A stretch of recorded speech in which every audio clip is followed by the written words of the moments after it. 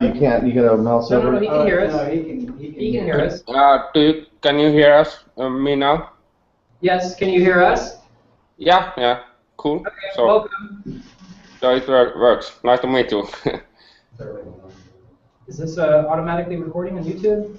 Does anybody know? I don't know. We're still Should be. I think it is. Yeah. Okay. Should be. Should be good. Okay. We're settling the setup here. Okay. Thanks for joining us. This is the Austin Bitcoin Thanks Meetup. for inviting me. Yeah, it's middle of night here, so. Where are you calling in from? I'm currently in Berlin, in Europe, Germany. Usually I live in Helsinki, Finland, but now I'm visiting Berlin for a couple of conferences and so on. Excellent. Well, as you know, Justice Ranvier invited you into this meetup, but he's unable to join us today because he's in Switzerland. Yeah, I heard about it. We're hoping that, and you know, so we are happy to have you. We're happy to put you on. We're also, so we're thinking maybe you could just address us and let us know about local Bitcoins and what the history of local Bitcoins is, how you got it started, what's going on with it right now, what the growth is, all that kind of stuff. Well, yeah. Justus has been like a long-time user of our service, so we chat now and then. And about localbitcoins.com, it was like I started working with Bitcoin in 2011, and I started lots of small projects. Most didn't go anywhere. Some were like a hobby projects more, and then I started LocalBitcoins in 2012. At first, it was just like there was like 5 different websites which listed trading locations or Bitcoin traders on map or something like that. So in 2 weeks I made this kind of really simple site which allowed you to list your location and like that if you are willing to sell or buy Bitcoins. And well, the day I released it, it was like, of course, it was empty, but really quickly people started signing up and listing their locations. Well, and then the first years, 2012, I spent my own money developing the website. I didn't have the business model or anything like that at first.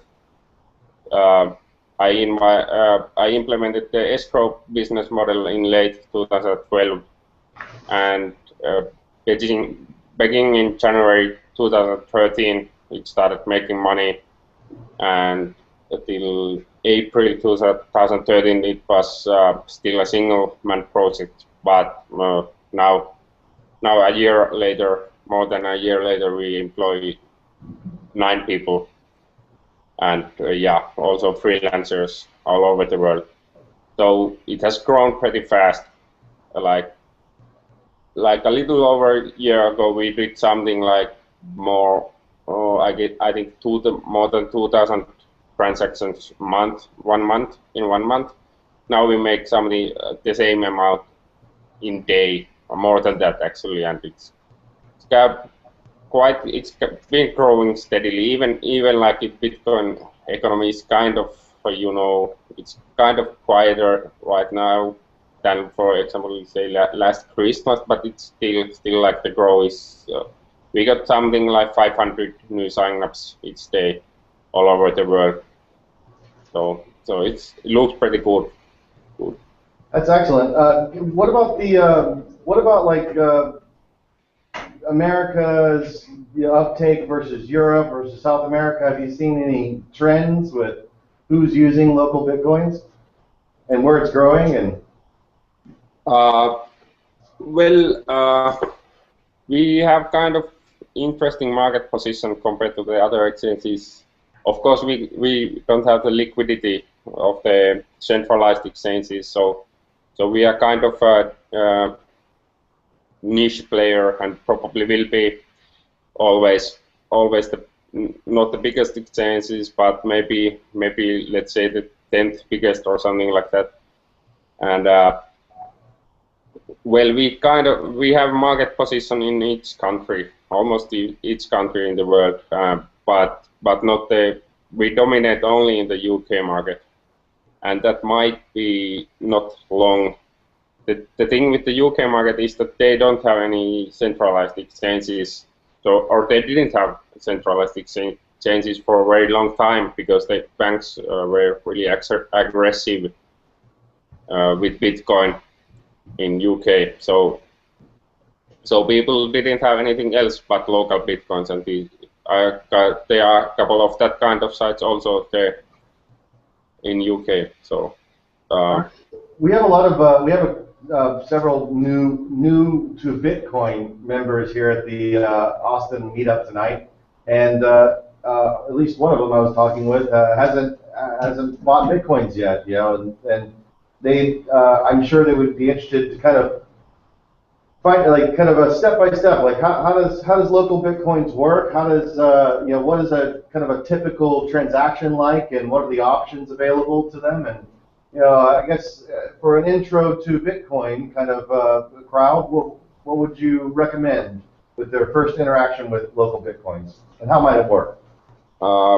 Yeah, well, of course we try to be the best and easy way to buy the first Bitcoins and so on.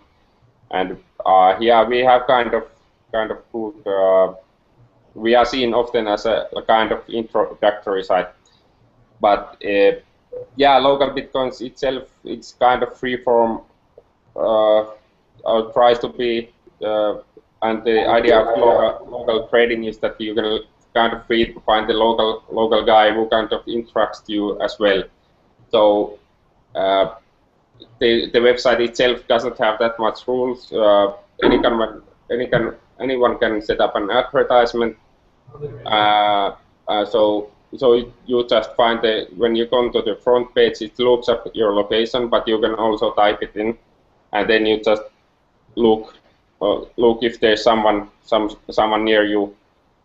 But actually, we kind of offer lots of online trading methods as well. In US, actually, our reputation is a major part of local Bitcoins, right? Reputation is a major part of how it works. Yeah. Well, we kind of days like this, you can just contact the local trader.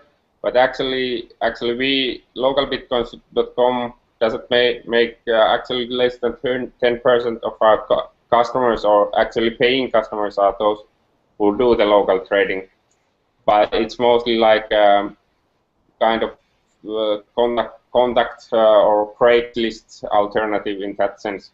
But then there are these online methods. Like in the US, the most popular method for us is like cash deposit transactions, I think, or something like that.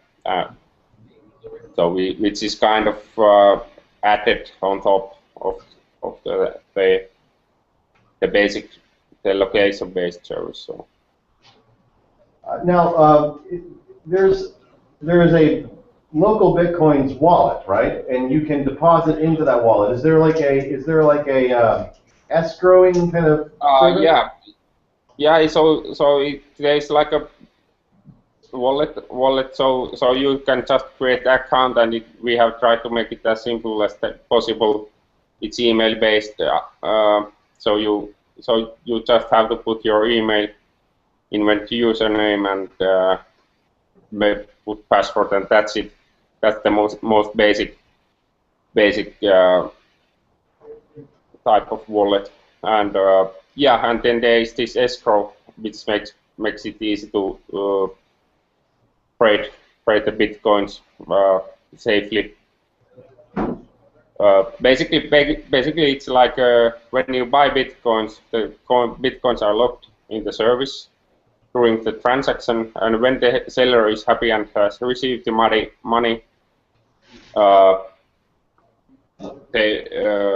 he releases the Bitcoin to the buyer. And if it's like an online transaction, then they can be a dispute, and then the local Bitcoin staff handles it and resolves the case. So that's how it works. It's kind of like a small claims court also our service, in the sense that we handle these disputes. Most of the trades, let's say 95 to 99% of the trades goes through without any hassle.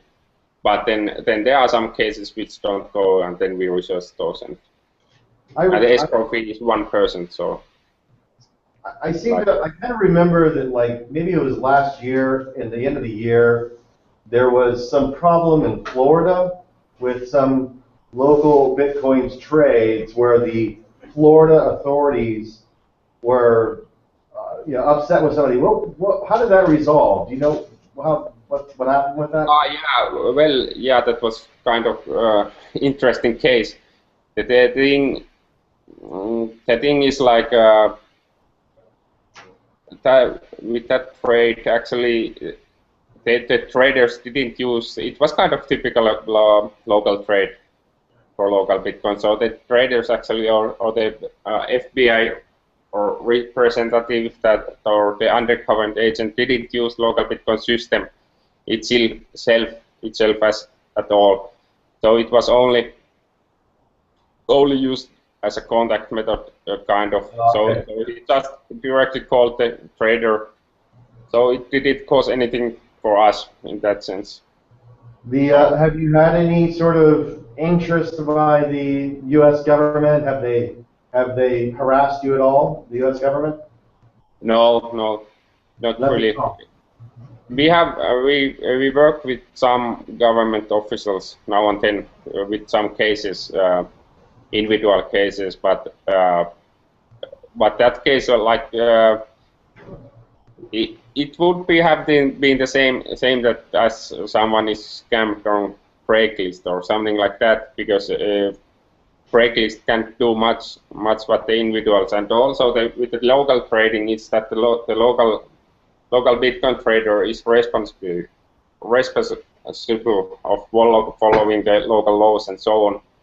And of course, local Bitcoins as itself can't do much to enforce anything on that, local trade, because it's made face to face. And actually, I think it's this kind of local trading. It's actually better for the user in many ways, because even you can have the identification where you put the passport and so on, even with if you are trading bigger amounts, which require it in most jurisdictions, but you don't have to upload your passport and stuff online, so it makes it safer. Yeah, exactly. So have you noticed that there is a kind of different sort of user for local Bitcoins as there would be for Bitstamp or Coinbase? Justice, of course, is a loyal local Bitcoins user, and he has a big reputation on it. And I know him as a sort of privacy advocate and a decentralization advocate. Would you say that a lot of local Bitcoins users are, aware of how they're participating in that market and what they're doing to the market? Yeah, well, there is a couple of different, there is the decentralization advocates, because the local Bitcoins is kind of more decentralized than this fully. It's still not a perfect decentralized solutions, or not even near, but it's still like a better compromise than Bitstamp or this kind of centralized services. And also there's like this privacy advocates, because local Bitcoins by itself doesn't require any kind of identification by default, and so. But I think our biggest like user group is kind of the people who are looking for convenience. Actually, I had like when I went to UK, where we had pretty good market positions, there were like VCs. One VC guy who had used our service to buy Bitcoins, and he said it was basically just for convenience, because when you go to Bitstamp, you have this really long process where you have to send passports and so on, and people are not that happy to do that. And that is kind of the basic. Cool. I could say like the biggest user base. But yeah, also like the very beginners are using it a lot. We have lots of I think like really small time users who maybe like buy a small amount of Bitcoins and you know, don't want to spend much time about it. They are not that interested, but it's kind of like they want to experiment and just get over with it. So I guess. Awesome. All right. Well, we have a couple of questions here from the audience. I've asked a couple of people to come up to the podium here to ask you some questions. So I'm going to hand it over to them. Okay. Okay. Cool. Yeah. So what's next for local Bitcoin, or are you guys going to be adding new features, or are you focusing more on just marketing it more to countries that may not be using it as much right now? Well, yeah, it's like most of the time, like developing the website has been somewhat like catching fires because the growth has been pretty good. But I think like now we can focus more on developing the site and features and so on. We have this ATM project, which is kind of offshoot in a way, but we have already two these kind of LocalBitcoins ATMs working in Helsinki, and probably soon third one, and I think like the one thing is like how can we integrate? You can already list ATMs on the LocalBitcoins website, but yeah, we are still thinking about what's the best way to work with the different ATM providers, so that the ATM owners can get visibility from LocalBitcoins, because I think like ATMs, Bitcoin ATMs are becoming common really fast because it's quite really obvious that the payback time in those ATMs is so quick. Even with the LocalBitcoins ATMs in Helsinki, Finland, which is a really small city, I think the ATMs were paid back in 2 months or even less, and yeah, and I think there are 3 ATMs in Helsinki. So I think like ATMs will get really popular really fast as soon as like we can, like the different startups can get the ATMs out. So we are kind of thinking about that, but we are also like I think like the biggest application still for Bitcoin is the online services. So we are kind of trying to focus next there as well. So we have kind of plans for our own merchant tools and so on. And well, maybe we could try to create some kind of more decentralized or this kind of you could say alternative to Craigslist, in a sense that you can sell and buy any kind of services on location-based basis with Bitcoin. And yeah, that would be quite obvious, but it's kind of like the longer thing, longer idea. So, but yeah, I think we will keep growing and try to also kind of develop kind of try to keep the Bitcoin developer economy going and organize hackathons, which we have been doing like once a year. Cool. We have another question here for you.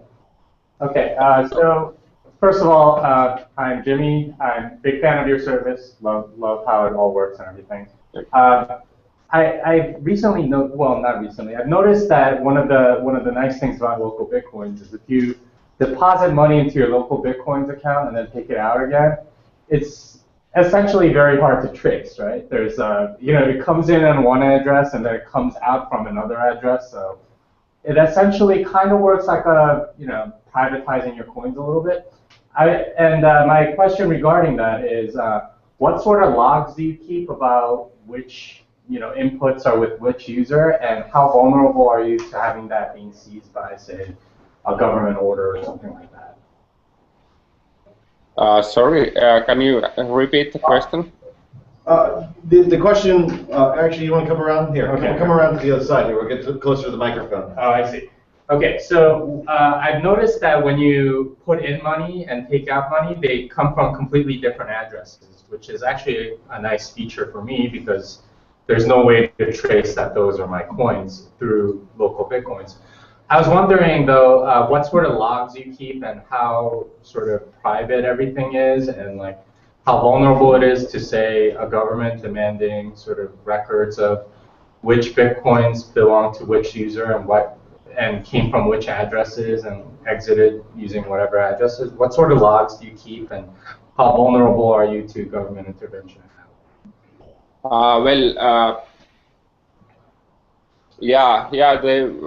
That's kind of common feature with all the web wallets. I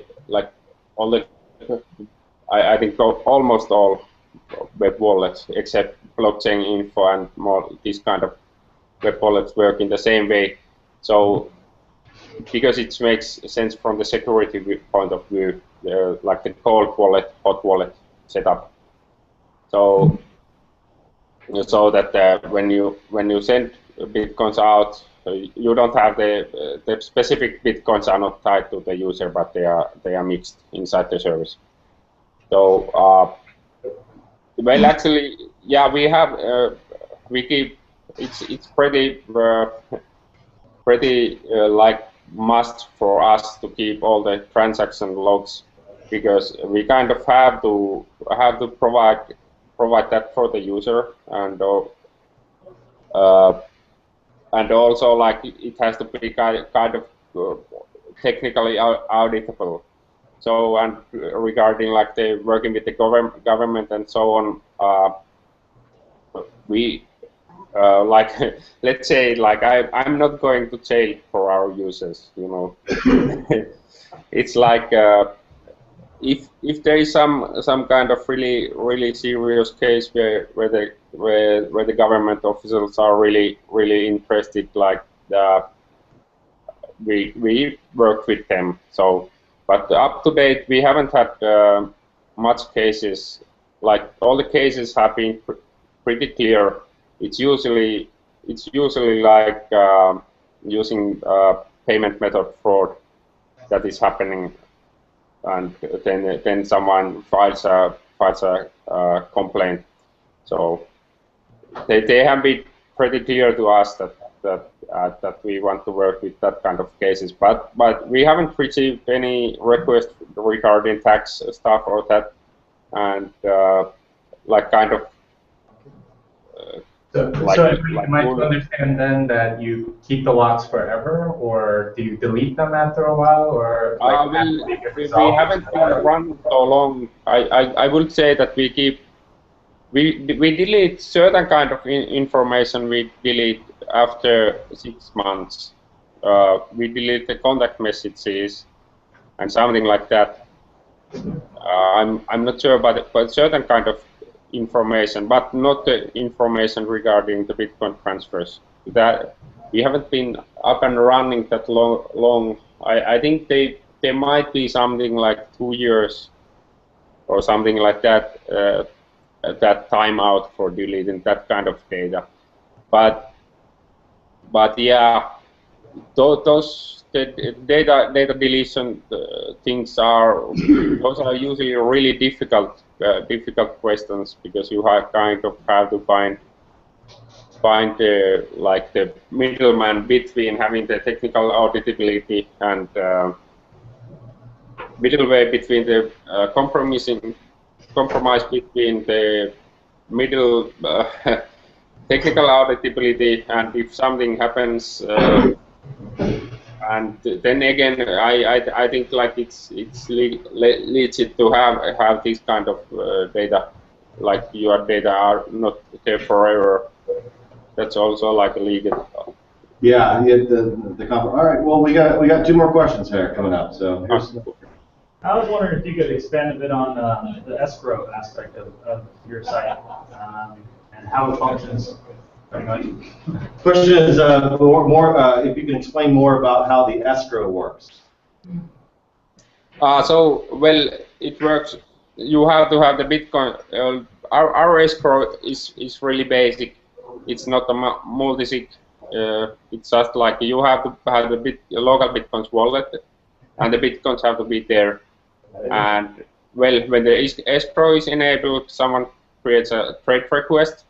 The Bitcoins for that trade amount are logged in to the service, and well, the one who is selling the Bitcoins is happy. He has received the payment for the Bitcoins in way or another, like PayPal or bank transfer or whatever, cash deposit or this kind of. When he sees the money on the account, he is happy. He releases the Bitcoins to the buyer, and after that,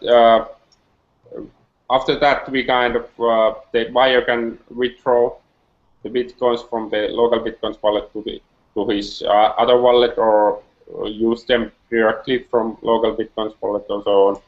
But anyway, it's kind of after the seller has released the Bitcoins to the buyers, we don't have anything to say about the case. It's usually finished after that. So you guys hold on to so essentially how it would work is the seller of the Bitcoins sends you guys the Bitcoins, you hold them in escrow and act as a party of trust between so the buyer and the seller meet, and then you actually release the coins to the buyer. Okay, that's pretty cool actually. I like that idea. yeah, exactly, yeah. Cool. All right, we have another question here. Well, one thing, hey, my name is Chris. Yeah, I'm curious. Most people I talk to here in Austin, like I said, don't know a lot about Bitcoin, and especially there's a generational thing, like people that are maybe older, you know, and have no idea. How do you foresee like making it transparent and user-friendly enough to where, you know, older people and people that aren't really familiar with technology and things are able to use these processes and accommodate that, you know?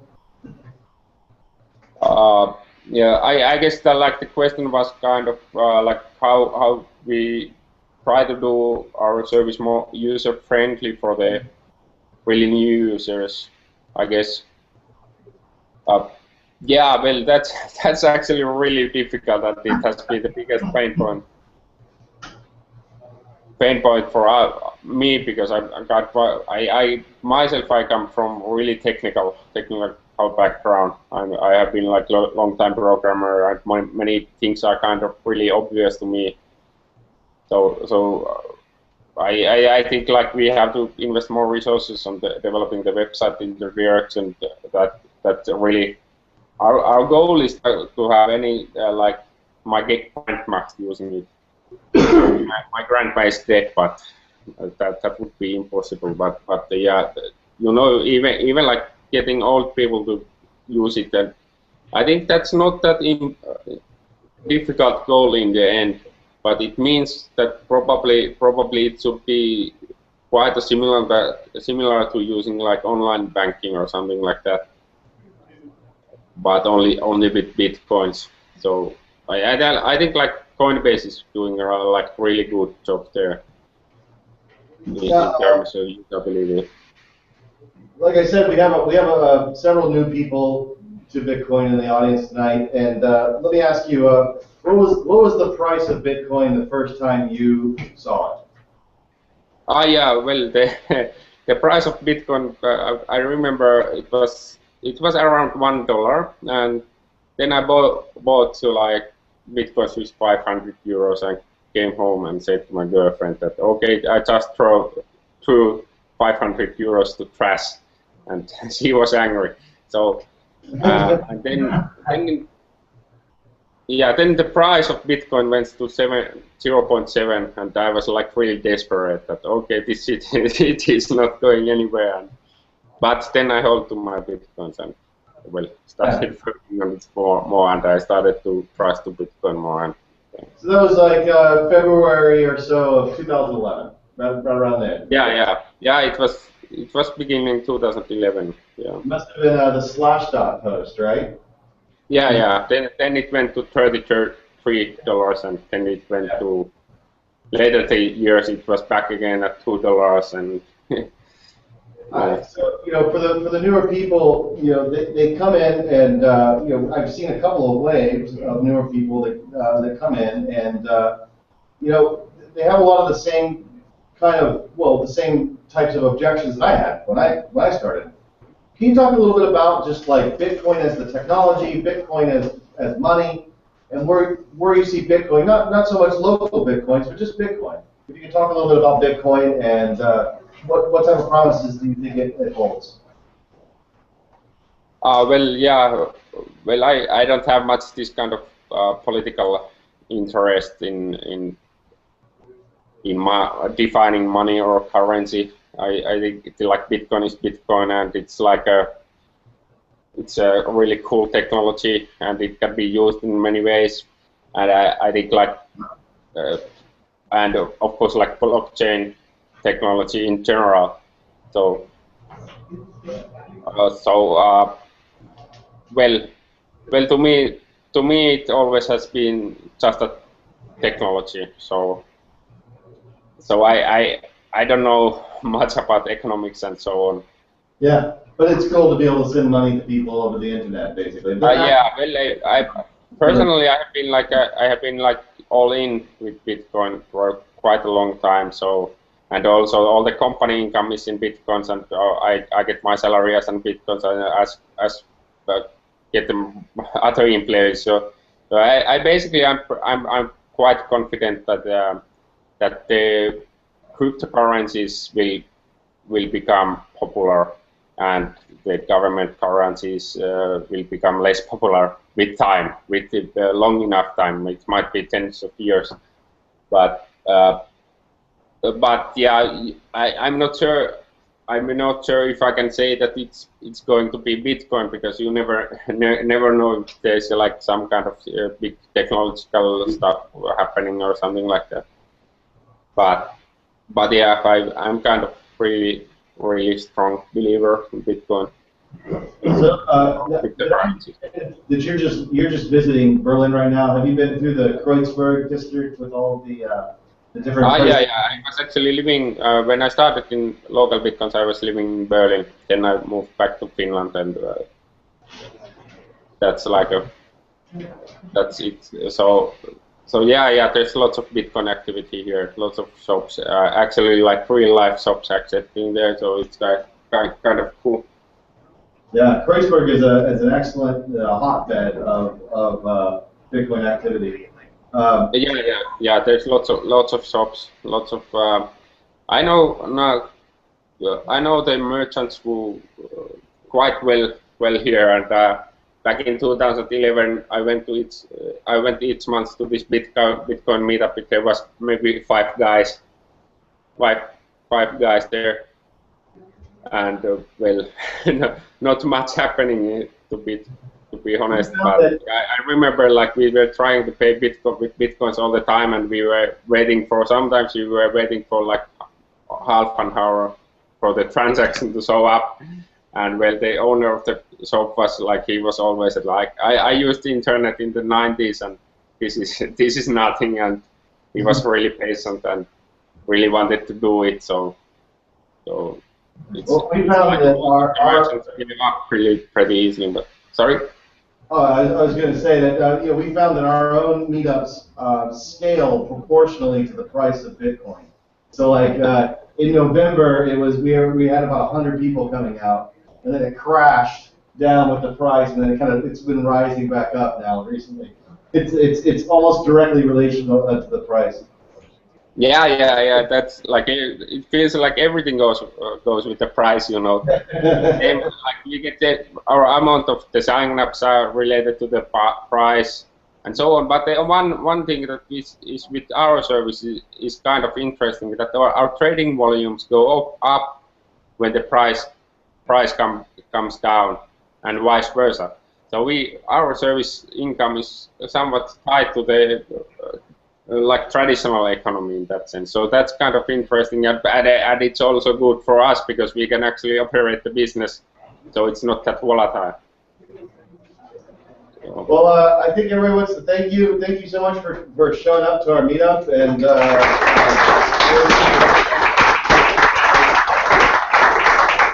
thanks for inviting me, and well, let's hope everybody starts Bitcoin startups and so on. I can recommend it. It's good. Okay, bye. Nice to meet you. Take care. Nice to meet you as well. Good luck. Bye.